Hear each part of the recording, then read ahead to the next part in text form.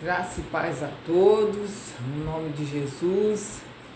Estamos aqui para mais uma palavra de Deus abençoada da parte do Senhor para a nossa vida, que a gente possa meditar e melhorar cada dia mais. Eu cumprimento a todos que vão estar assistindo e que possamos tirar o melhor proveito da palavra do Senhor, né? Não importa se seja correção ou bênção, mas que possamos aproveitar cada palavra que for dita nessa ministração, no nome de Jesus. A palavra do Senhor está em Lucas 4,14, quando Jesus é rejeitado, né? Nazaré rejeita a Jesus, esse é o título da palavra. Nazaré rejeita a Jesus. Nós vamos estar lendo e que a gente possa meditar no que vai ser dito nessa palavra, amém? Então, pela virtude do Espírito Santo, voltou Jesus para a Galiléia e sua fama correu em todas as terras em derredor. Ele ensinava nas suas sinagogas, por todos era louvado. E chegando a Nazaré, onde fora criado, entrou num dia de sábado, segundo o seu costume, na sinagoga, e levantou-se para ler.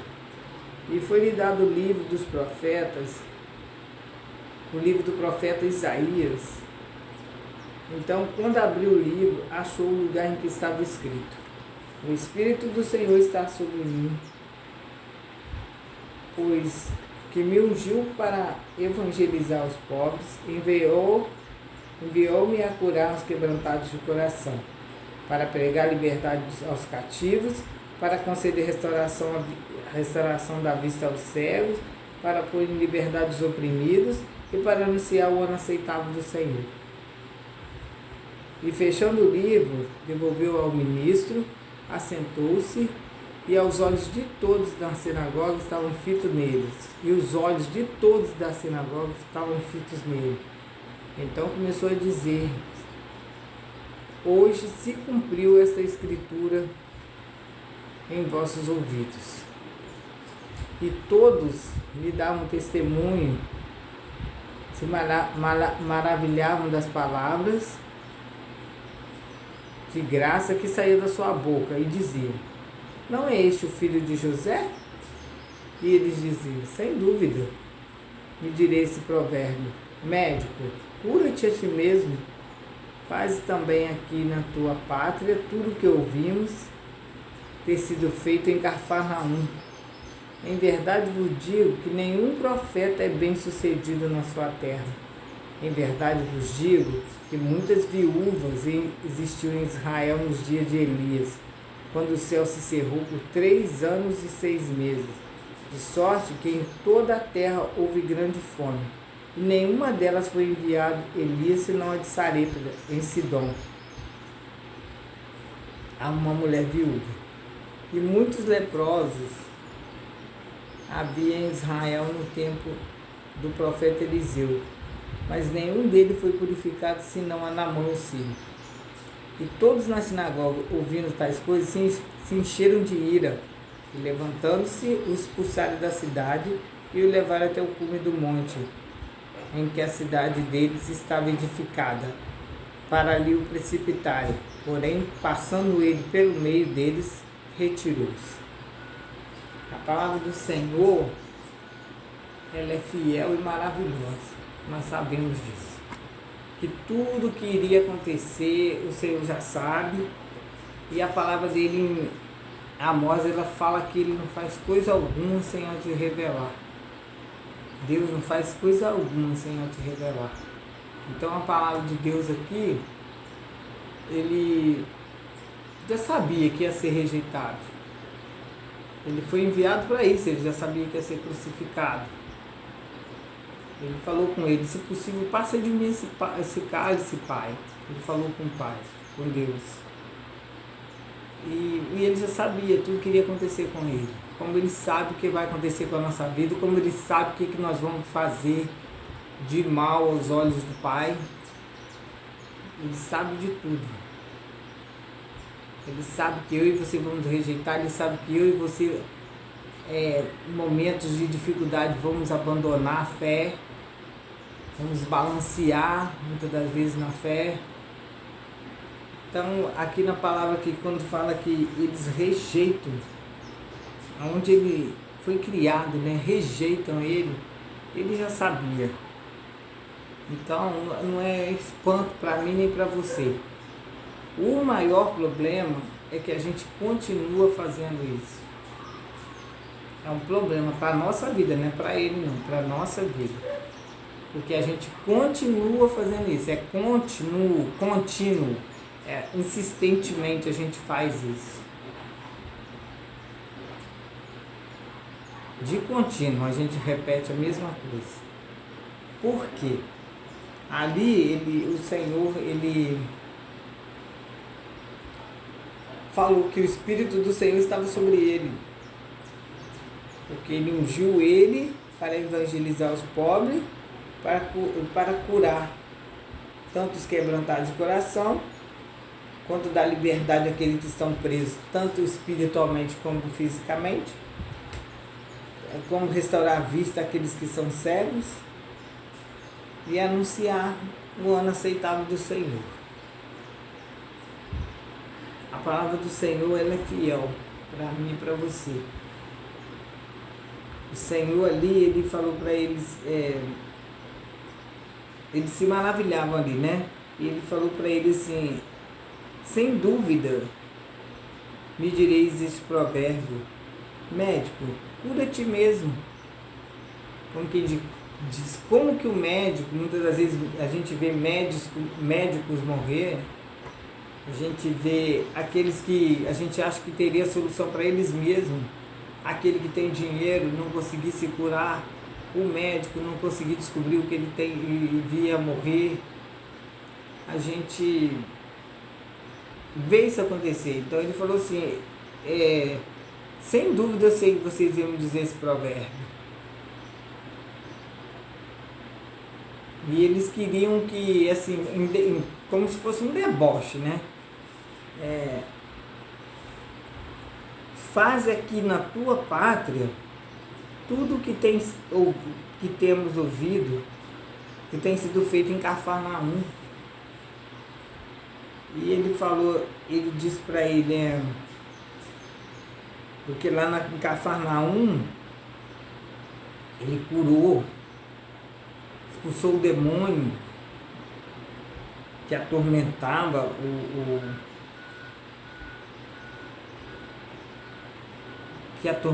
o rapaz. Ele fez vários milagres ali. E a fama deles era divulgada ali em Cafarnaum. Por quê?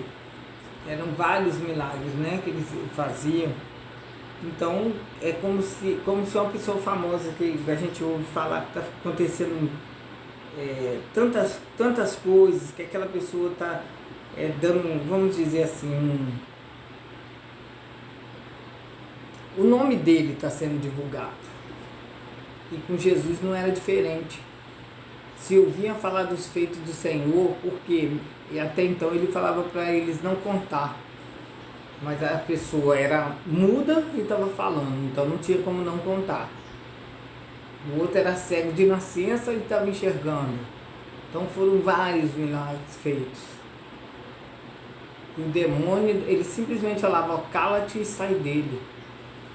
E ali eles ficavam admirados lá em Cafarnaum, com a autoridade que ele tinha sobre aquele demônio que falava, cala-te e sai dele.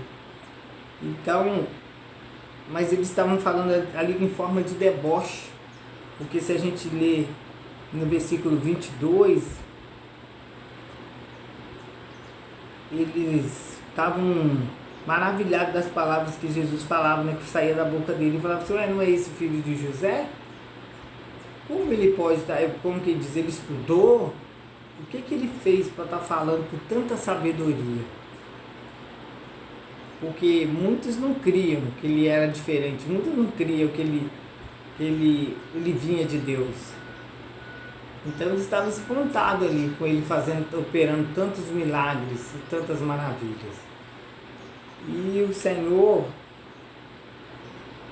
diz para eles no versículo 24: em verdade eu vos digo que nenhum profeta é bem sucedido na sua terra. Ele estava querendo dizer, eles estavam, você não tem honra, como eu não tenho honra na minha casa, como você não tem honra na sua casa, e a gente conta os milagres, os feitos do Senhor, mas muitas das vezes a incredulidade, a dureza do coração não deixa esses milagres acontecer na minha e na sua casa. Muitas das vezes eles, quando estão passando por processo difícil, uma porta da nossa parentela em geral, não é só a nossa casa, é a nossa parentela. Às vezes está passando um processo em geral de portas fechadas, de enfermidades. Aí eles vêm até nós, pedem uma oração, vai na igreja que a gente congrega para fazer uma campanha, mas verdadeiramente em nós mesmos que estamos lá, que falamos desse Jesus, eles não acreditam em nós. E ele não era diferente, né? Era Jesus, operava milagres, maravilhas. Imagine eu e você.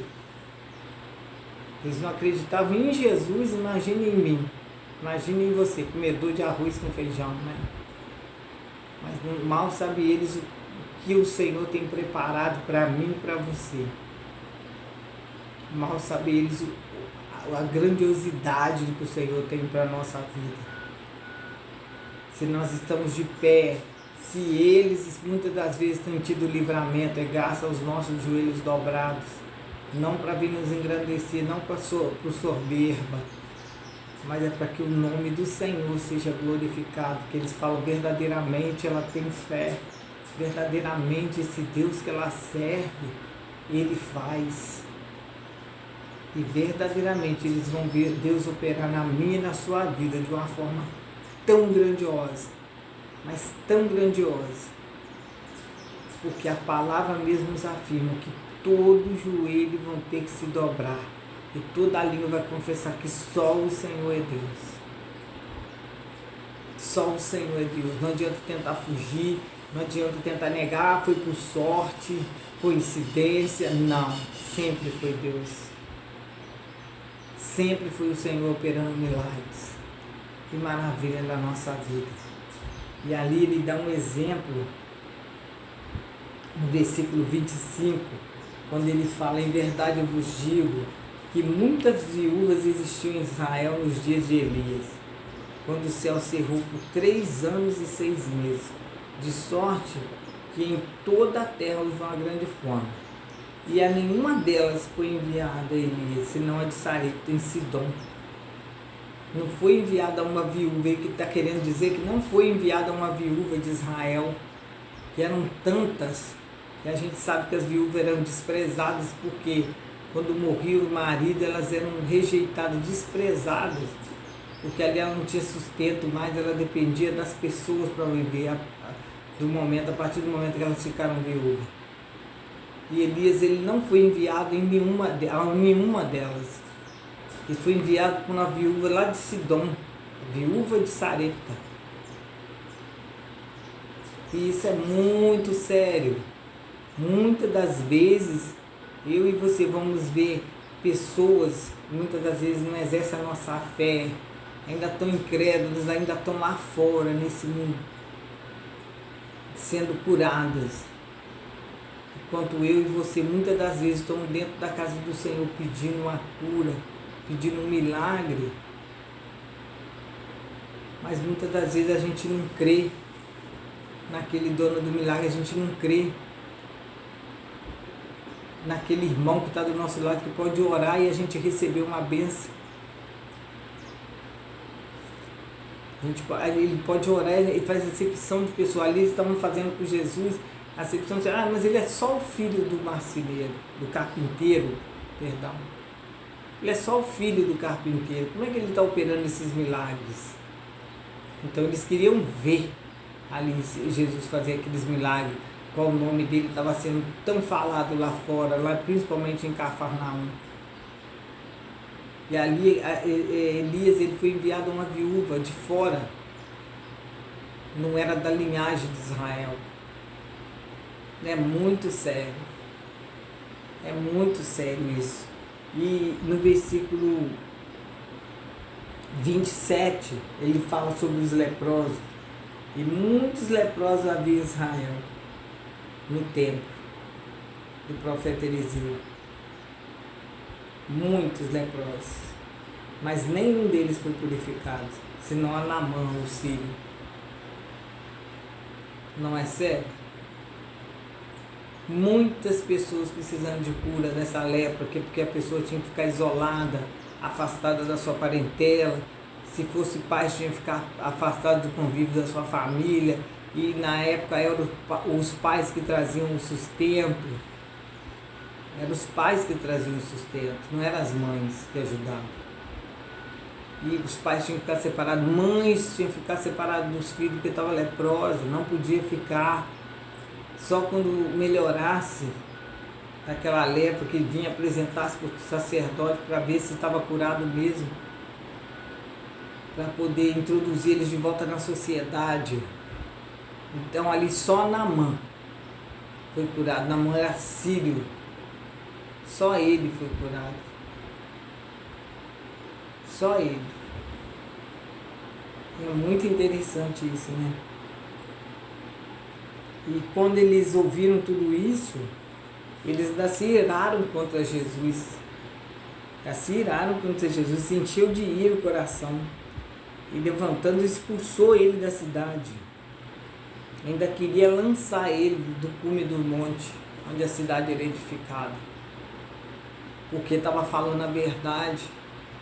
A gente, além de não querer receber os milagres, só porque o irmão que vai orar, muitas das vezes não quer dar honra ao de casa, ao da casa. Se ele fazer a oração por mim, eu for curada, vai exaltar ele. Então muitas das vezes a gente não quer dar honra à unção que Deus já colocou na vida daquele irmão que ora e a gente é curado. Os da casa não quer dar honra. Ela só vai na igreja. Não. Ela vai na igreja e recebe os milagres de Deus. Se a nossa casa está abençoada, se a nossa casa ainda está de pé, é porque os nossos joelhos estão dobrados. E ali eles se enfureceram. E hoje em dia não é diferente. Não é diferente. A gente se enfurece que ouve a verdade. Ouve a verdade. Eles falam e a gente muitas das vezes se enfurece. Porque ouve a verdade, ou então o contrário, né? A gente fala desse Deus que cura, que Ele me usa para curar, usa para fazer uma oração, uma campanha para abrir portas. E muitas vezes a gente tem que ver a fúria do familiar sobre a minha e sobre a sua vida. Muitas das vezes por inveja, por incredulidade. Falar, quem é você para fazer algo por mim? E a gente também faz isso com os irmãos. A gente fala que Jesus foi rejeitado, mas muitas das vezes a gente também rejeita os irmãos do ministério. Não acredita que ele pode operar aquilo que o Senhor colocou como um dom e talento na vida dele. A gente também não acredita. E é muito séria essa passagem aqui, que Jesus ele não pôde operar muitos milagres ali. Por quê?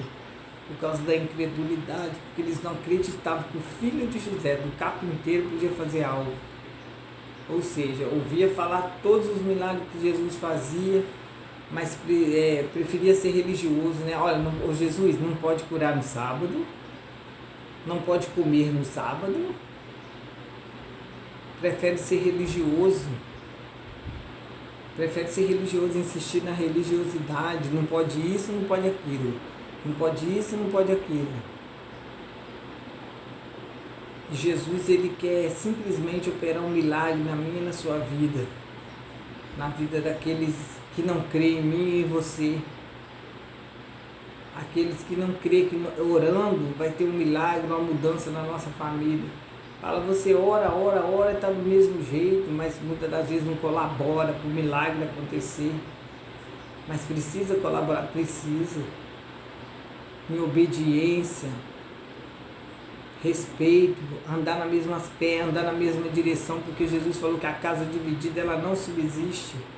E muitas das vezes nós somos escarnecidos ainda. Você está orando tanto e a sua casa não melhorou.